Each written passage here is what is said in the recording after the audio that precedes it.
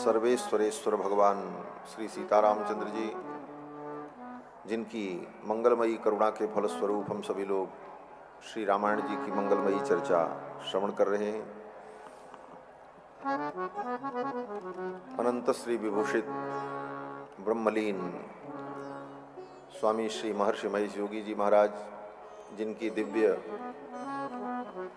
चेतना के द्वारा, जिनकी दैवी कृपा के द्वारा ये संपूर्ण कार्यक्रम कथा के यजमान श्री अरुण मिश्र जी एवं शीला मिश्रा जी, अन्यान्य सभी महर्षि संस्थान से जुड़े हुए भक्त वृंद, आचार्य वृंद एवं दूर दूर से पधारे हुए श्रद्धालु श्रोता बंधुओं, धर्मानुरागी सज्जनों, श्रद्धामयी माताओं, भगवान की मंगलमयी कृपा के फलस्वरूप विगत 7 दिनों से श्री रामायण के माध्यम से भगवान की मंगलमयी चर्चा हम सभी लोग श्रवण कर रहे हैं। भगवान की जब विशेष कृपा होती है तो जीव को सत्संग का सौभाग्य प्राप्त होता है। सत्संग में आकर भगवान के स्वभाव को, भगवान के प्रभाव को, भगवान की महिमा को, उनके गुणों को सुनकर जीव भगवान के प्रति अनुरक्त होता है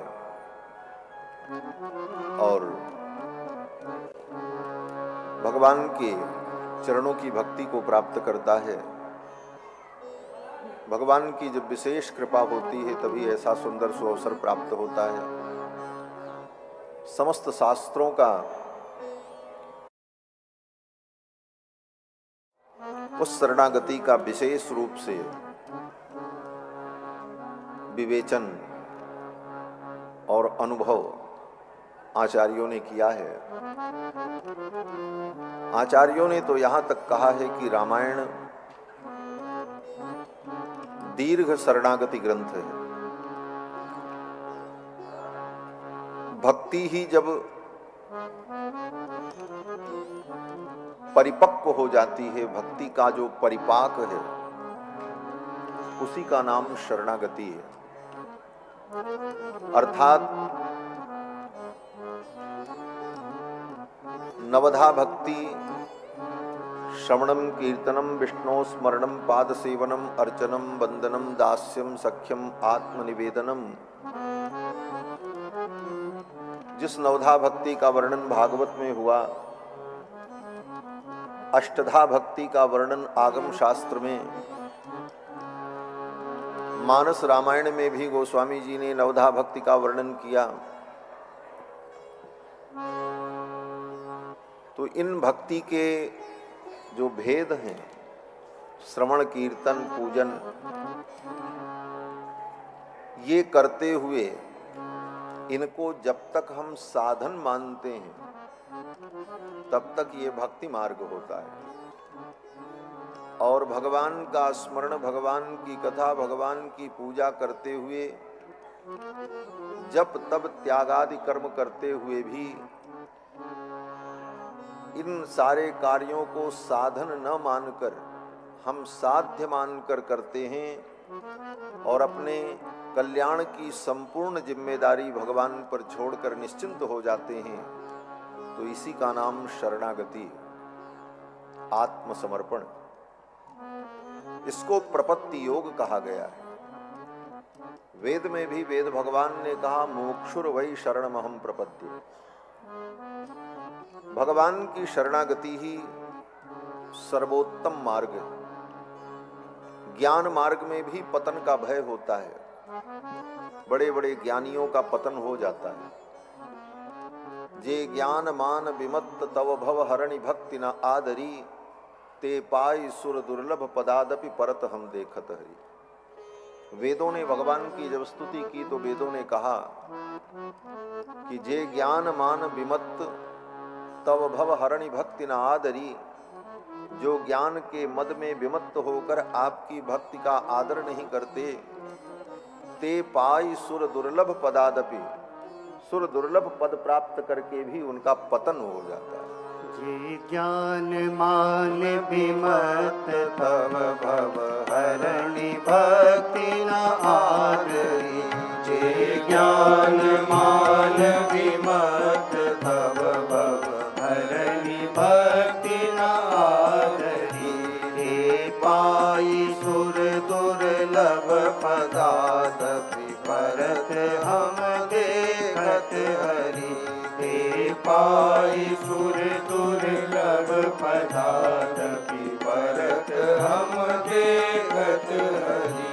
हे ज्ञान मान विमत तव भव हरनि भक्ति न आदरी। हरनि भक्ति न आदरी। हरनि भक्ति न आदरी। ज्ञान के मान में विमत्त होकर भगवान की भक्ति का जो आदर नहीं करता, सुर दुर्लभ पद प्राप्त करके भी उसका पतन हो जाता है। कर्म मार्ग में भी पतन की संभावना बनी रहती है। कर्म में थोड़ी सी चूक हो जाए तो कर्म मार्ग में भी जीव का पतन हो जाता है। भक्ति मार्ग ऐसा सुंदर मार्ग है जिस मार्ग में पतन होने का भय ही नहीं होता। श्री वेदव्यास जी कहते हैं कि ये निष्कंटक पंथ है। धावन निमीलयन नेत्रे न स्खलेत न पतेत्यथा। भक्ति के मार्ग पर आंख बंद करके दौड़ो।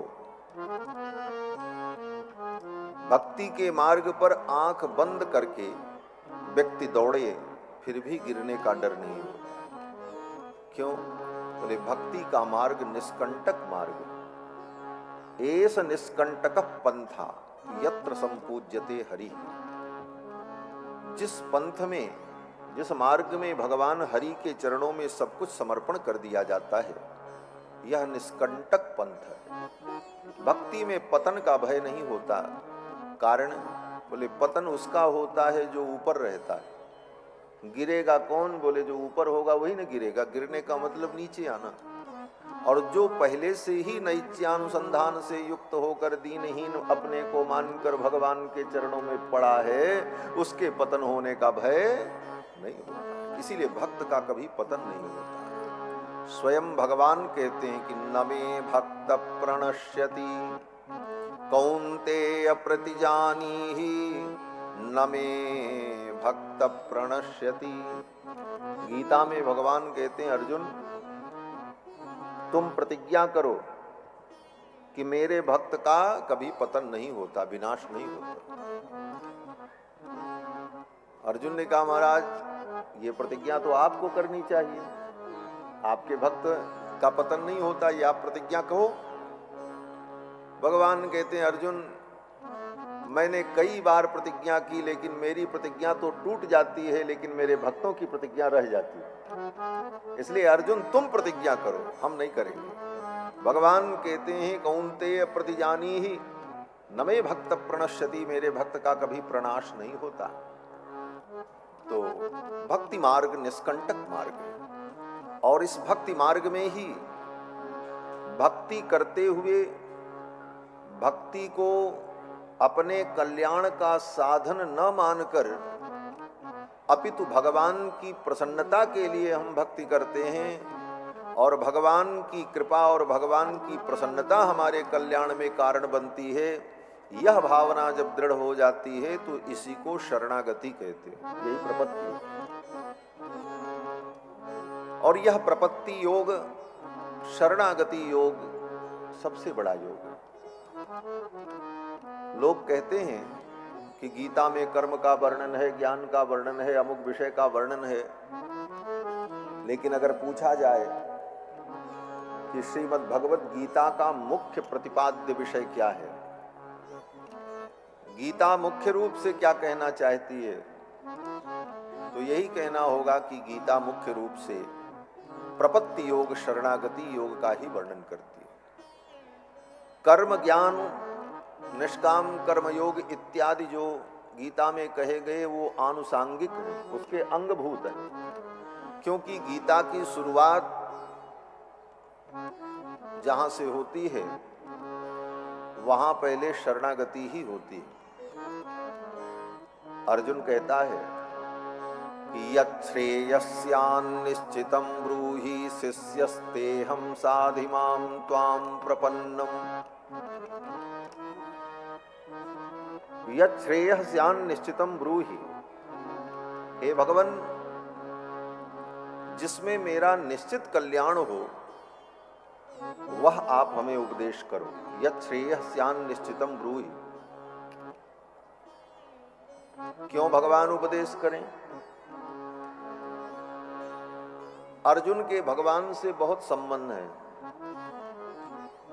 अर्जुन भगवान के बुआ के बेटे हैं, ममेरे फुफेरे भाई हैं अर्जुन और भगवान। थोड़ी आवाज कम करो, बहुत ज्यादा झमझम कर रहा है। एक संबंध तो ये है। दूसरा संबंध, अर्जुन भगवान श्री कृष्ण के सगे बहनोई हैं। भगवान की बहन सुभद्रा का विवाह अर्जुन से हुआ। दो संबंध। अर्जुन भगवान के सखा हैं। सखेति मत्वा प्रसभम यदुक्तम, हे कृष्ण हे यादव हे सखेति।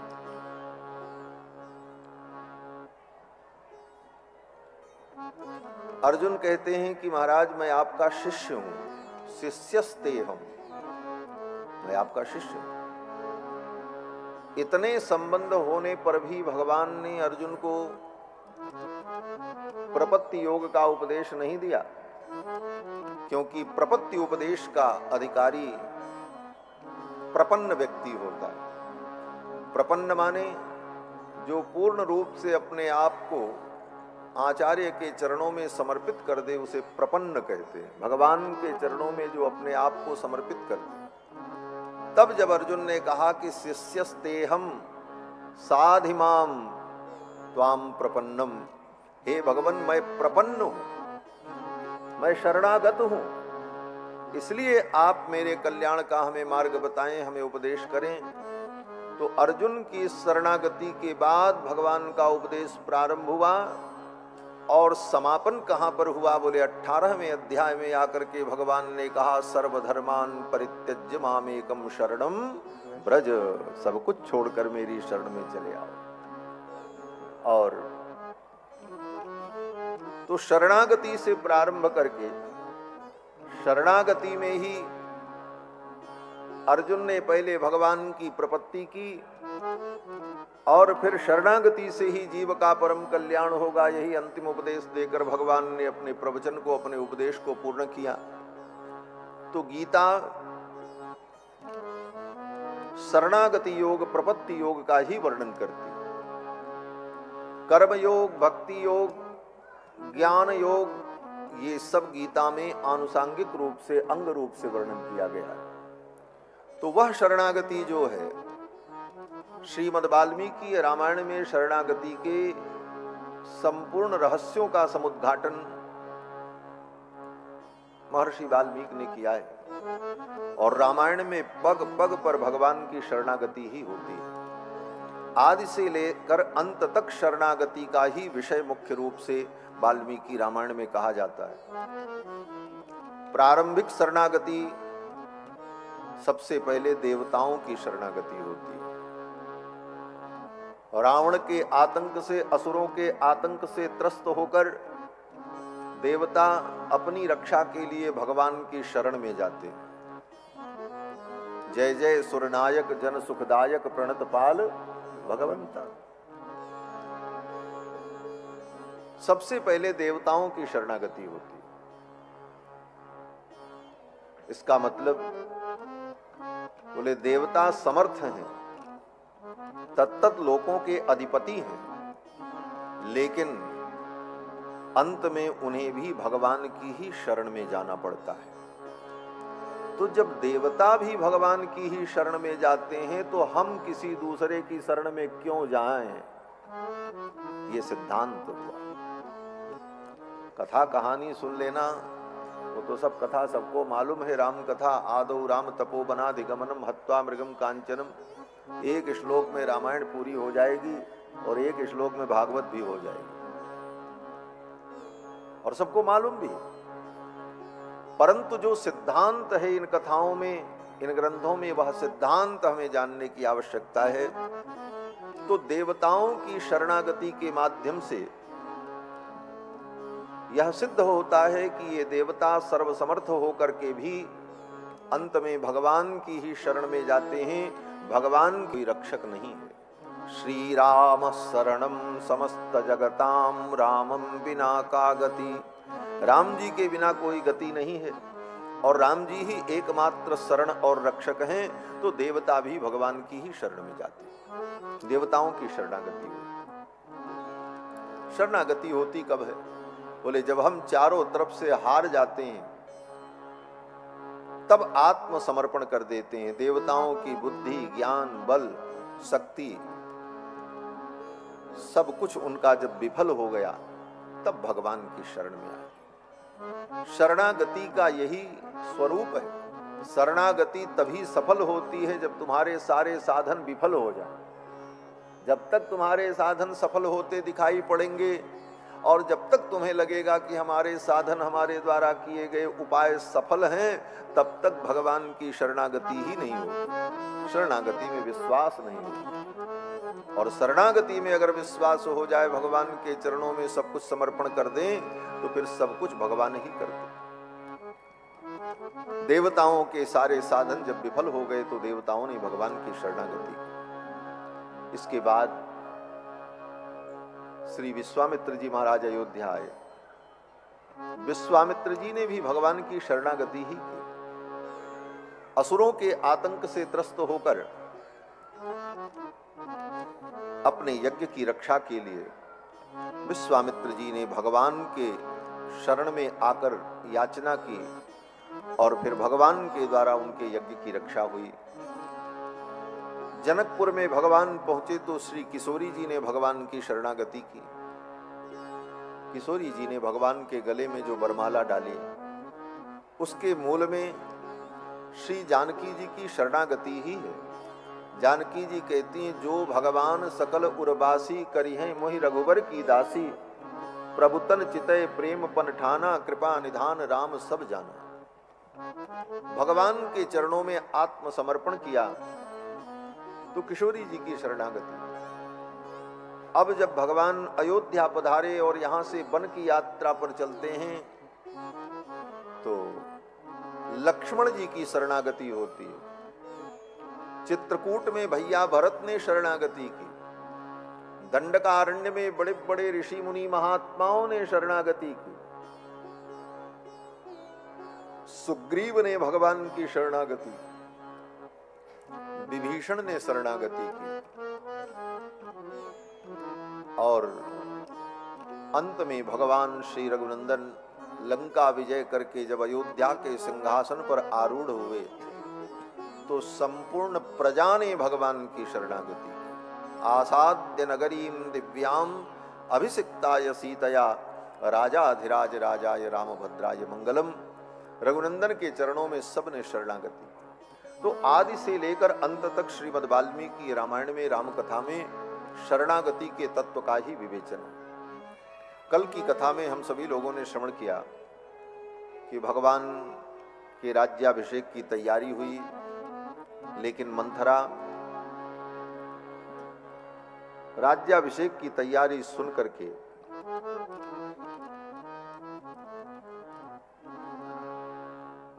क्रोध में दंदह्यमान होने लगी और जाकर के महारानी कैकेयी को कहा कि महारानी, तुम्हारे ऊपर बहुत बड़ी विपत्ति आने वाली है। तुम्हारे सवत के पुत्र को महाराज युवराज बनाने जा रहे हैं। राम अगर राजा बन जाएंगे तो तुम्हारा भरत जीवन भर उनका दास रहेगा। कौशल्या राजमाता बनेगी और तुम राजमाता की दासी बनोगी। ये सब कह करके मंथरा ने महारानी कैकेयी के मन में भेद पैदा करने का प्रयत्न किया। इसके बाद भी महारानी कैकेयी के मन में भेद नहीं हुआ। महारानी कैकेयी रघुनाथ जी को बहुत प्रेम करती हैं।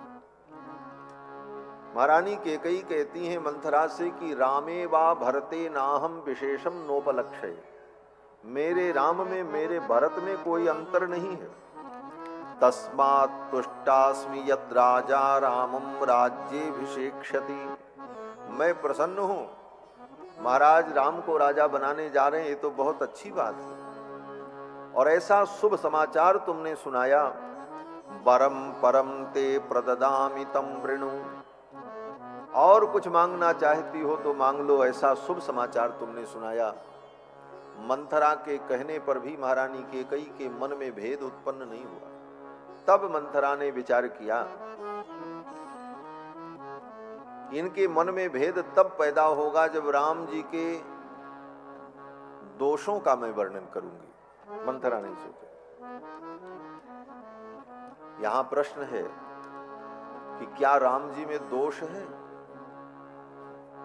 मंथरा सोचने लगी, राम जी के दोषों का मैं वर्णन करूं तो कैकेयी के मन में भेद पैदा हो जाएगा। और मंथरा राम जी के दोषों का वर्णन करने लगी। राम जी में दोष है ही नहीं। भगवान श्री राम परब्रह्म परमात्मा है और उनकी विशेषता क्या है? आचार्य चरण कहते हैं अखिल हेय प्रत्यनीक और कल्याण गुणैक तान, ये दो विशेषण भगवान के लिए प्रयुक्त होता है। अखिल हेय प्रत्यनीक, अखिल हेय प्रत्यनीक का मतलब अखिल माने संपूर्ण रूप से, हेय माने जो निंदित गुण है जिसको दोष कहा जाता है, प्रत्यनीक जो उसके प्रत्यनीक माने विरोधी, अर्थात भगवान में कोई निंदनीय गुण नहीं। अखिल हेय प्रत्यनीक और कल्याणैकतान, और जितने कल्याण गुण हैं, मंगल गुण हैं, उन सारे गुणों के आश्रय भगवान हैं। तो अखिल हेय प्रत्यनीक कल्याणैकतान, स्वेतर समस्त वस्तु विलक्षण, अपने से इतर जितनी वस्तुएं हैं उन समस्त वस्तुओं से विलक्षण परमात्मा। तो राम जी में दोष तो है ही नहीं, लेकिन मंथरा वर्णन करने लगी। किसी के अंदर दोष न हो फिर भी हम अपनी चतुराई से उसके अंदर दोष का वर्णन करें कि इनके अंदर ये कमी है, ये कमी है, तो इसको कहते हैं असूया। किसी को असूया कहा जाता है। हाँ, असूया माने गुणेषु दोषाविष्करणम असूया, किसी के गुण में भी दोष को ढूंढना, इसी का नाम असूया है। अब मंथरा भगवान की असूया करने लगी। मंथरा त्वभ्यसूयैनाम उत्सृज्याभरणम हि तत्, महारानी कैकेयी ने जो आभूषण दिया था मंथरा को शुभ समाचार सुनाने पर, उस आभूषण को मंथरा ने फेंक दिया। उत्सृज्याभरणम हि तत्, उस आभरण को उठा करके फेंक दिया। कहा मुझे ये हार और नहीं चाहिए। जिन राम में तुम्हें गुण दिखाई पड़ रहे हैं वे राम बड़े चतुर हैं और तुम उन्हें जानती नहीं हो। राज्यम यदि ही रामस्य भरतस्यापि तत्तदा, जो तुमने ये सोचा कि राम का राज्य भरत का ही राज्य है, लेकिन राम राजा बनने के बाद तुम्हारे पुत्र भरत को देश से निकाल देंगे। देशांतरम नाययिता, और देश से ही नहीं लोकांतरम अथापि वा, राम तुम्हारे पुत्र भरत को लोकांतर में भेज देंगे। लोकांतर का मतलब मंथरा कहती है ये राजनीति है, सत्ता के लिए व्यक्ति कुछ भी कर सकता है। राम अपनी सत्ता को अखंड अक्षुण्ण रखने के लिए तुम्हारे पुत्र भरत को विष दे देंगे, उनकी हत्या करवा देंगे, लोकांतर में भेज देंगे। और महारानी, आपने बचपन में ही अपने पुत्र भरत को बाल एव तु मातुल्यम भरतो नायितस्त्वया, बचपन में ही 12 वर्ष की अवस्था में ही आपने अपने पुत्र भरत को मामा के घर भेज दिया। भरत आपके पास रहे ही नहीं, इसी कारण से अपने पुत्र भरत के प्रति आपके हृदय में प्रेम नहीं है। राम सन्निकट में रहे इसलिए राम के प्रति प्रेम है, और ये तो नियम है संसार का। सन्निकर्षाच्च सौहार्दम जायते स्थावरेष्वपि, जो सन्निकट रहता है उसी से प्रेम होता है। कोई कितना भी किसका प्रेमी क्यों न हो, लेकिन दूर चला जाए तो वो प्रेम एक दिन घटते घटते समाप्त हो जाता है। एक सामान्य सूक्ति कही जाती है, प्रीति घटे परदेश बसे थे। परदेश में बसो तो धीरे धीरे प्रीति दूर रहने पर खत्म हो जाती, और सन्निकट रहने पर, बोले सन्निकट रहने पर जड़ वस्तुओं से भी प्रेम हो जाता है। जो जितना सन्निकट रहता है उसी से प्रेम होता है। और प्रेम भी हो लेकिन दूर हो जाए तो प्रेम खत्म हो जाता है, ये नियम है।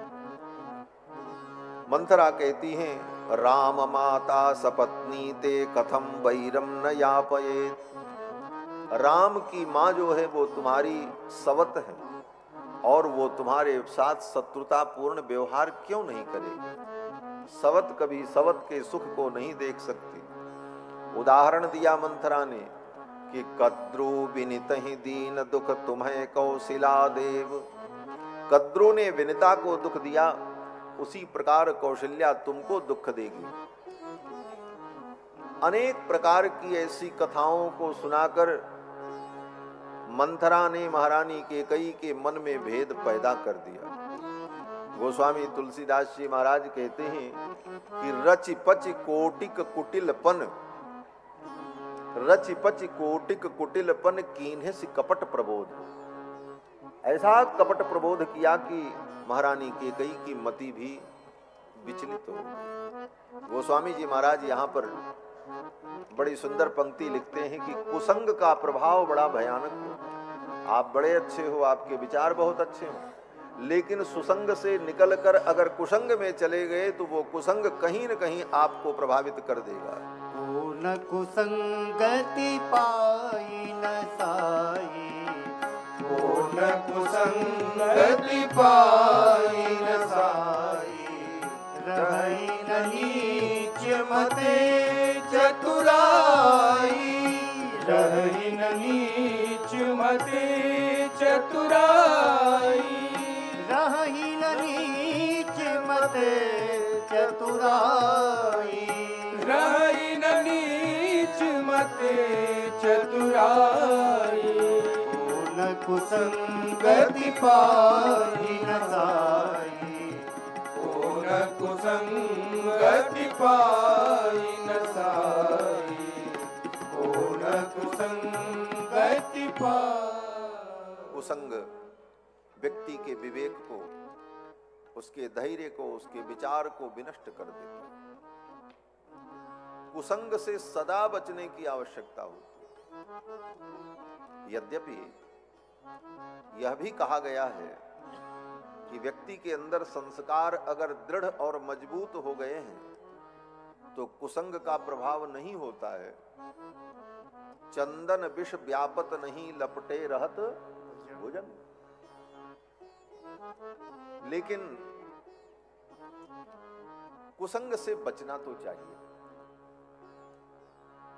संसर्गजा दोष गुणा भवंती, दोष और गुण दोनों संसर्ग से ही होता है। हमें सत्संग मिले ये तो महत्वपूर्ण है, लेकिन हम कुसंग से बचें ये अति महत्वपूर्ण है। सत्संग कभी कभी मिलेगा तो काम चलेगा, लेकिन कुसंग से तो हमें सदा सावधान रहने की आवश्यकता है। कैसे? बोले बढ़िया स्वादिष्ट व्यंजन कभी कभी मिले कोई बात नहीं, चलेगा, लेकिन जहर न मिले, जहर मिले तो एक ही बार में मर जाएंगे। तो कुसंग वह विष है जो व्यक्ति का विनाश कर देता है। को न कुसंगत पाई न साई।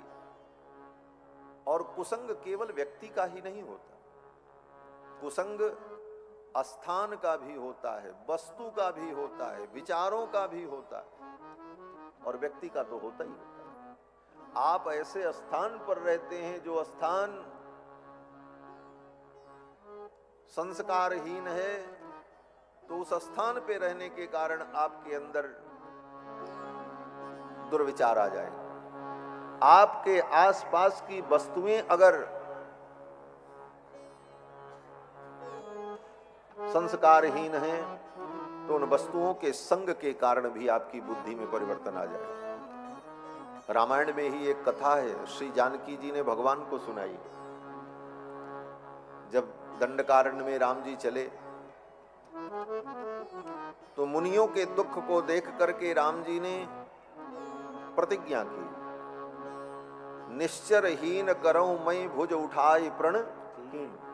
राम जी ने प्रतिज्ञा की, इस धरती को मैं निशाचरों से हीन कर दूंगा, सब निशाचरों को मार डालूंगा।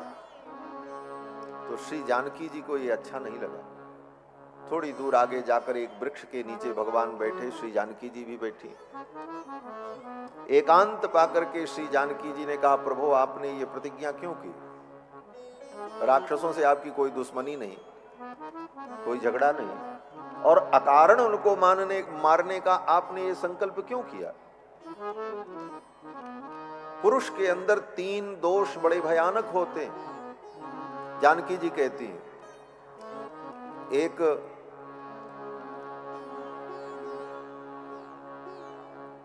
असत्य भाषण, दूसरा परस्त्री में रुचि, और तीसरा बिना बैरेण रौद्रता, बिना कारण किसी से दुश्मनी, रौद्र रूप। जानकी जी कहती हैं, ये 3 दोष पुरुषों के जीवन में बड़े भयानक होते हैं। आपके अंदर असत्य का दोष नहीं है, आप असत्य भाषण नहीं करते। दूसरा दोष परिस्त्री में रुचि, बोले वह भी आप में नहीं है, आप एक पत्नी व्रत हैं। लेकिन बिना कारण इन असुरों को मारने का संकल्प, ये रौद्रता, ये दोष आप में दिखाई पड़ रहा। जानकी जी ने कहा, हम लोग वन में आए हैं तपस्या करने, तप करने, और यहां आकर के ये हिंसा, लड़ाई, मारपीट करने का संकल्प आप कर रहे हैं, ये ठीक नहीं। फिर जानकी जी ने कहा, ये आपके अंदर ये हिंसा की वृत्ति, इन असुरों को मारने की प्रवृत्ति क्यों उत्पन्न हुई? क्योंकि आप अयोध्या से चले तो ये अस्त्र शस्त्र धनुष बाण सब लेकर के आए, तपस्या करने आए, तो यहाँ अस्त्र शस्त्र की क्या जरूरत थी? तो जानकी जी ने एक कथा सुनाई। वस्तुतः भगवान के ऊपर इन वस्तुओं का कोई प्रभाव और सत्संग कुसंग का कोई मतलब नहीं है, भगवान तो निर्विकार हैं। परंतु चरित्र के माध्यम से जानकी जी के मुख से कहलवा करके महर्षि वाल्मीकि उपदेश कर रहे हैं। जानकी जी कहती, एक महात्मा थे, बड़े तपस्वी थे, संसार से बड़ा वैराग्य था उनको, भजन पूजन साधना उपासना में लगे रहते थे। तो इंद्र को भय हुआ कि कहीं ये हमारा पद न ले लें तपस्या करके। कोई बड़ी तपस्या करे तो इंद्र को सबसे पहले परेशानी होती है। सूख हाड़ लय भाग सठ निरख स्वान मृगराज। एक कुत्ता सूखी हड्डी लेकर के जा रहा था, चबा रहा था, तब तक सिंह आया। वो कुत्ता हड्डी लेकर के भागा कि कहीं सिंह छीन न ले। वो सूखी हड्डी लेकर के सिंह क्या करेगा, लेकिन कुत्ते की सोच है। उसी प्रकार जो भगवान के परम भक्त हैं, उनको इंद्रादि पद से कोई लेना देना नहीं होता। वो तो भगवान के पद को प्राप्त करना चाहते हैं, तद विष्णोः परमं पदम। लेकिन इंद्र को भय लगता है। तो इंद्र ने षड्यंत्र किया कि इन महात्मा को तपस्या से भ्रष्ट कर दिया जाए। सत्ता में बैठे लोगों का ये स्वभाव होता है, कोई व्यक्ति बहुत जनप्रिय हो जाए, लोकप्रिय हो जाए, ये सब काम बाद में करिए। श्री सीतारामचंद्र भगवान की जय।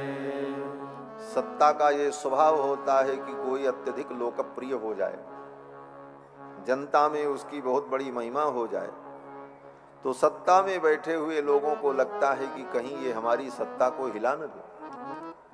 तब सत्ता में बैठे हुए लोग क्या करते हैं, बोले तब उसका स्ट्रिंग ऑपरेशन होता है, उसे किसी मामले में फंसाया जाता है। किसी मामले में फंसाओ, कितने विभाग हैं, सब विभाग अपना काम शुरू कर देंगे, कहीं न कहीं किसी मामले में फंसा करके और उसकी संपूर्ण प्रतिष्ठा, उसकी संपूर्ण व्यवस्था को धूल धूसरित कर देते। ये राजनीति है। इंद्र भी यही करते हैं। कोई व्यक्ति बहुत तपस्या करने लग जाए तो इंद्र को लगता है कहीं हमारी सत्ता को डिगा न दे, तो इंद्र भी वही काम करते हैं, भेज देते हैं अप्सराओं को, जाओ इनकी तपस्या बिगाड़ो, और अप्सराएं आकर के उनकी तपस्या को बिगाड़ देती हैं। और भी कई कई कारण उपस्थित हो जाते हैं। तो इन महात्मा की तपस्या को बिगाड़ने के लिए इंद्र ने क्या किया, बोले इंद्र घोड़े पर बैठकर एक छतरी का रूप धारण करके आए और अपनी तलवार उन महात्मा की कुटिया में फेंक दी और कहा कि मेरी तलवार को सुरक्षित रखना, मैं बाद में आऊंगा, ले जाऊंगा। वो महात्मा पूछते आप कौन हो, कब आओगे, ये सब पूछने का मौका न मिला। इंद्र चले गए। महात्मा जान नहीं पाए कि कौन थे, क्यों थे, ये तलवार यहाँ क्यों फेंक करके गए। उस तलवार को उठा करके महात्मा ने अपनी कुटिया में रख लिया कि भाई वो छतरी यहाँ फेंक करके गया है, फिर आएगा लेने के लिए तो देना पड़ेगा, ये धरोहर है। और इस धर्म के चक्कर में पड़कर, इस व्यवस्था को मानकर महात्मा उस तलवार को सुरक्षित अपनी कुटिया में रख लिए। रोज तो कुटिया से बाहर स्नान करने के लिए, कंदमूल फल लेने के लिए अकेले भी चले जाते थे। अब सोचने लगे चले जाएंगे और कोई कुटिया में आया और तलवार उठा ले गया तो छतरी आएगा तो मैं क्या दूंगा। तो अब तलवार को साथ में लेकर के जाने लगे, जहां जाएं तलवार साथ ले जाएं। और इंद्र को कहां आना था, इंद्र तो फंसाने आए थे इनको। अब महात्मा वो तलवार लेकर के जाएं, कोई फूल तोड़ना हो, कोई फल तोड़ना हो तो उसी तलवार से ही तोड़ लेते थे। सुविधा होने लगी धीरे धीरे, हाथ में रहती ही थी तलवार। हाथ में तलवार थी तो हिलाते नचाते चलते थे। जंगल के सघन वृक्ष, वो धारदार तलवार जब सघन वृक्षों की डाली पर पड़ती तो डालियां खच खच कट जाती। धीरे धीरे महात्मा जी को मजा आने लगा, और वो मजा इतना आया महाराज कि उसी के चक्कर में, उसी तलवार के कारण वो महात्मा बहुत बड़े डाकू बन गए। जानकी जी कहती हैं कि उस तलवार के संग के कारण महात्मा को नरक जाना पड़ा। जगाम नरको मुनि, वाल्मीकि रामायण। तो एक तलवार के कुसंग से एक महात्मा को नरक में जाना पड़ा। अब आप सोच लो वस्तुओं का कुसंग कितना खतरनाक होता है। असत साहित्य, असत वस्तुएं अगर हमारे आसपास रहेंगी तो उन वस्तुओं का भी हमारे जीवन में प्रभाव होता है। इसलिए सत्संग में सदा रहना चाहिए और कुसंग से सदा बचना चाहिए। को न कुसंगत पाई नसाई, रहे न नीच मते चतुराई। महारानी केकई की मति बदल गई। जो केकई महारानी भगवान राम को अपने पुत्र से भी ज्यादा प्रेम करती थी, उनके प्रेम में भी भेद पैदा कर दिया मंथरा ने। अब तो महारानी केकई कहती, मंथरे मैं तो भोला स्वभाव होने के कारण कभी सोच नहीं पाई, और मेरे साथ इतना बड़ा अन्याय होगा, अब मैं क्या करूं। अब तो कोई उपाय भी नहीं है। मेरा भरत ननिहाल में है और कल महाराज राम का राज्याभिषेक कर देंगे।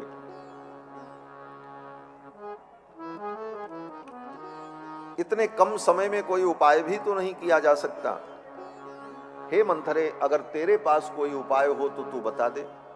कथयस्व ममोपायम केनोपायेन मंथरे भरतः प्राप्नुयात् राज्यम न तु रामः कथंचन।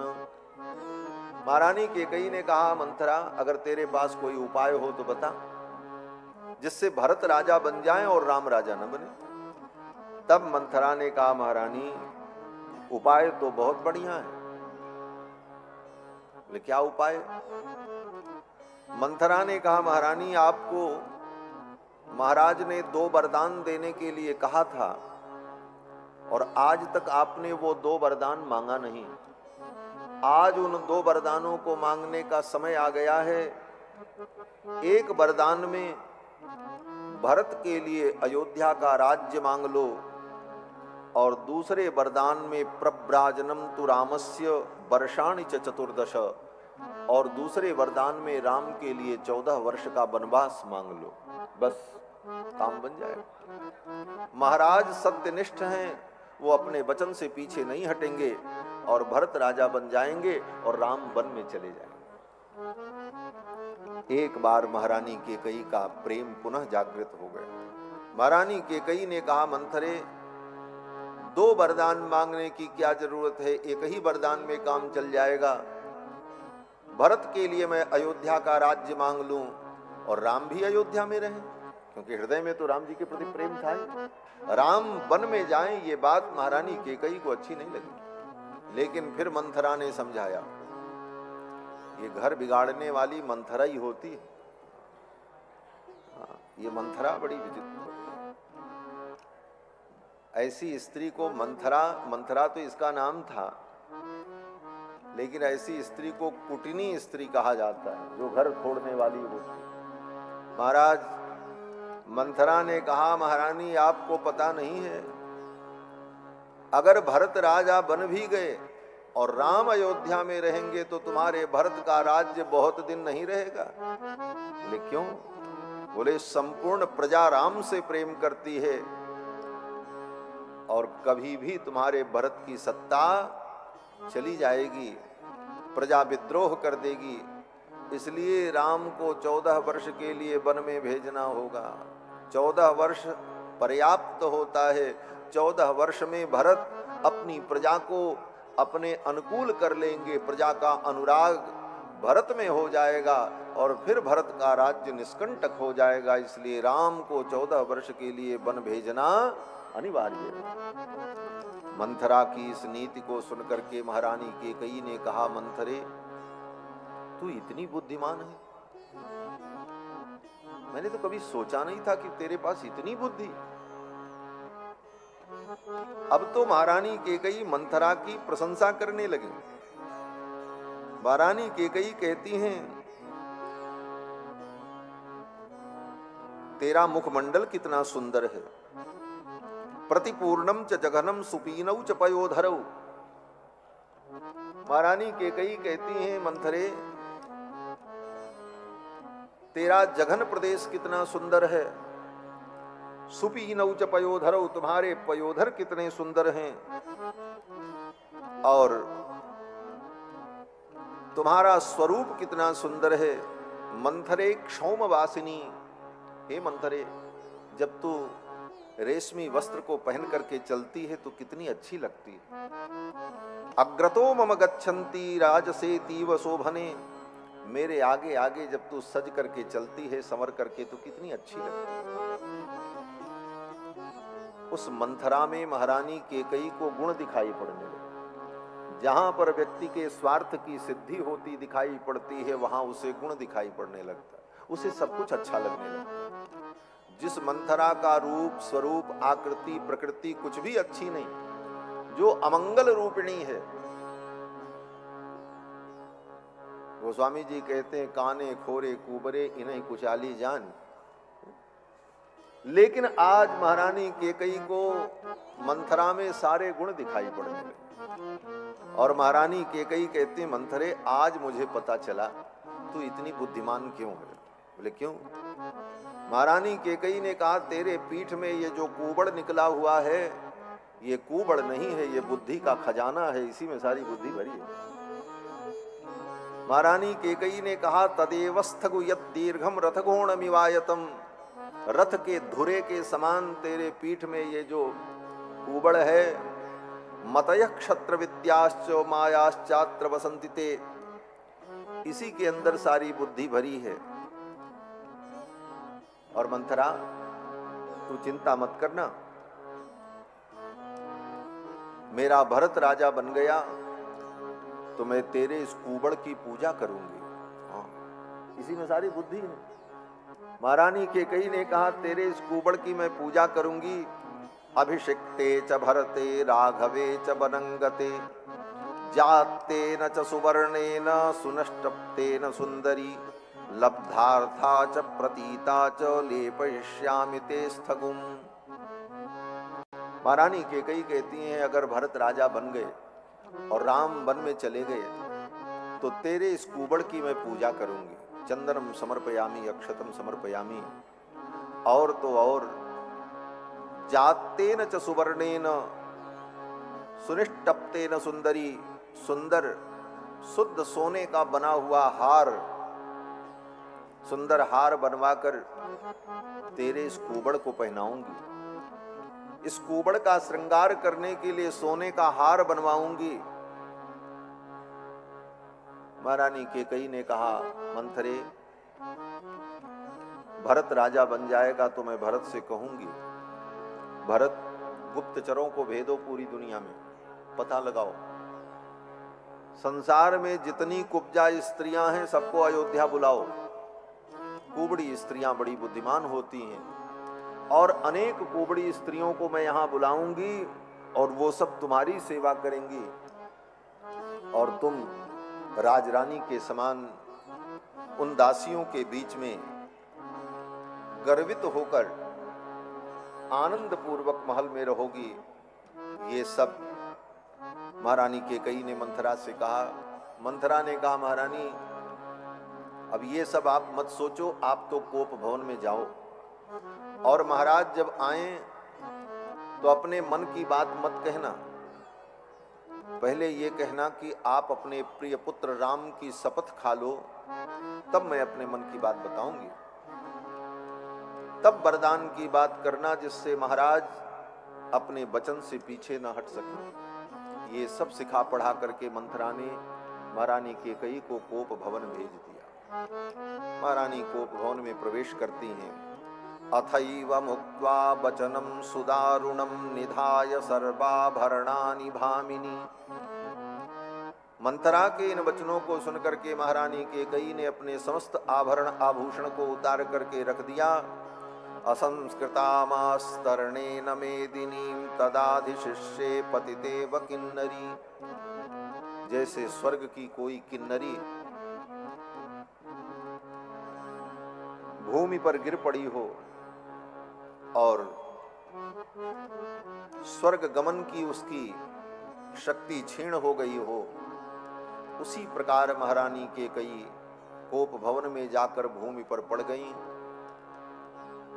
इधर महाराज जब राज्य कार्य से निवृत्त हुए तो यह शुभ समाचार सुनाने के लिए महारानी केकई के महल में गए कि पहले ये समाचार मैं केकई को सुनाऊं, क्योंकि महारानी केकई रोज पूछती थी, कब राजा बनाओगे राम को, कब मेरी ये इच्छा पूर्ण होगी। तो महाराज कहते थे, देवी अतिशीघ्र मैं राम को युवराज पद पर अभिषिक्त करूंगा। तो आज दशरथ जी ने सोचा ये शुभ समाचार पहले महारानी केकई को मैं सुनाऊं। और महारानी केकई के महल में जब पहुंचे तो देखते हैं वो भूमि पर पड़ी थी कोप भवन। दशरथ जी महाराज ने जाकर के पूछा, महारानी आप क्यों नाराज हैं, क्या बात, आपके मन के प्रतिकूल कुछ हुआ, क्या कारण है।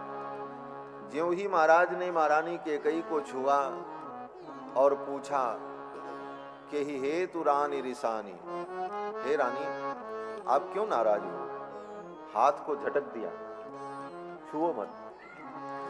हे तु रानी रिसानी पर पानीपति निवारहि, पानीपति निवारहि। मानहु सरोज भुवंग भाविनी विषम भाति निहारहि, विषम भाति निहारहि।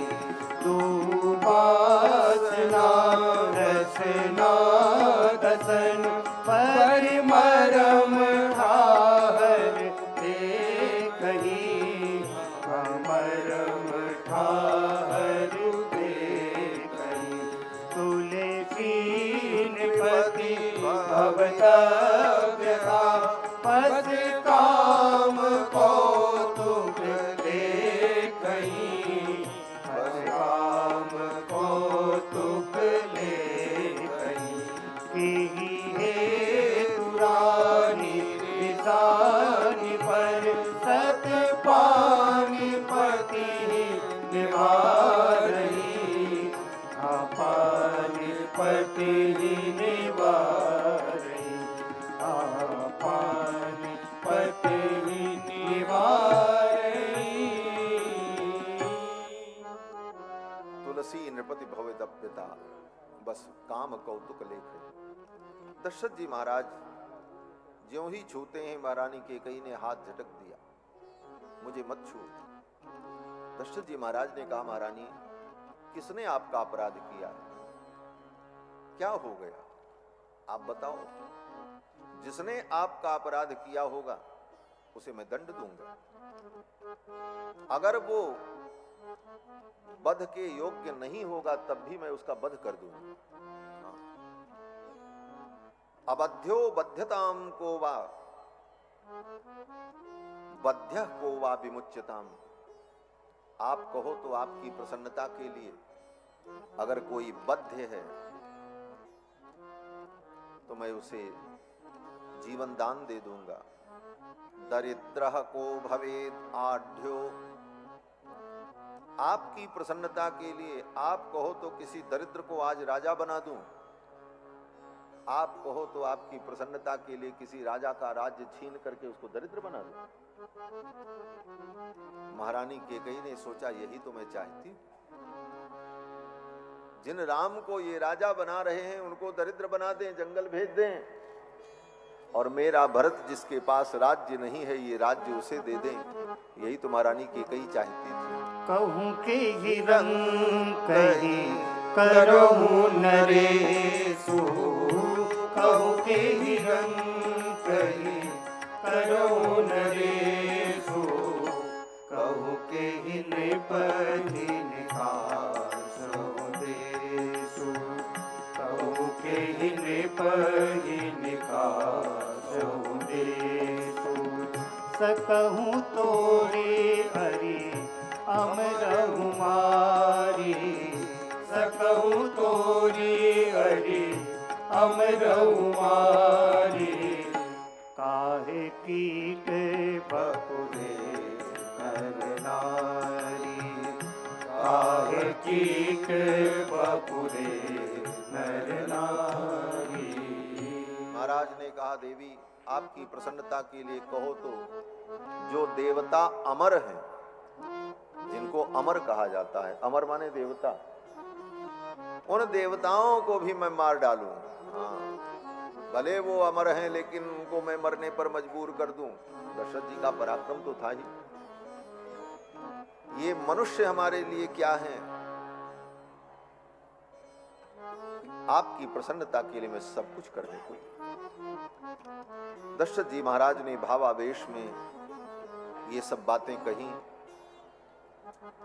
महारानी कैकेयी ने कहा, मैं आपसे क्या मांगूं, क्या कहूं। 2 वरदान देने के लिए आपने कहा था, आज तक वही 2 वरदान मुझे नहीं मिला, और मैं क्या मांगूं आपसे। दशरथ जी महाराज ने कहा, महारानी आपने कभी मांगा नहीं, आप मांगती और मैं न देता तब तो कोई बात थी, और आप तो जानती हूं मेरा भोला स्वभाव, मैं भूल गया, आपने कभी मांगा नहीं और मुझे कभी याद नहीं आई। आज तक आपका वो 2 वरदान आपको प्राप्त नहीं हुआ, विलंब हुआ, कोई बात नहीं, मैं वचन देता हूं 2 के बदले में 4 वरदान आप मांग लो। हाथी राखी ना मांगे हुकाहो, हाथी राखी ना मांगे हुकाहो, बिसरी गयो मोहि भोर स्वभाव, बिसरी गयो मोहि भोर स्वभाव। झूठे हूँ हम ही दोष जन देहु, झूठे ही हम ही दोष जन देहु, दुई के 4 मांग मत लेहु, दुई के 4 मांग मत लेहु। दशरथ जी ने कहा, झूठ ही हम ही दोष जन देहु। हे महारानी, आप मुझे दोष मत दो, आपने मांगा नहीं, आप मांगती और हम न देते तब तो बात थी, लेकिन कोई बात नहीं, 2 के बदले में आप 4 मांग लो, 2 के 4 मांग मकुले हो। अगर कहीं महारानी इस बात पर अड़ जाती कि अभी अभी आपने वचन दिया है कि 4 वरदान देंगे और 4 वरदान महारानी कैकेयी मांगती, तब कितना बड़ा अनर्थ होता। 2 वरदान में तो इतना ही बड़ा अनर्थ हुआ, राम जी को वन में जाना पड़ा, दशरथ जी का मरण हो गया, अयोध्या अनाथ हो गई। इसीलिए शास्त्रकारों ने कहा है, कभी भी भावावेश में और ऐसी परिस्थिति में कोई प्रतिज्ञा नहीं करनी चाहिए।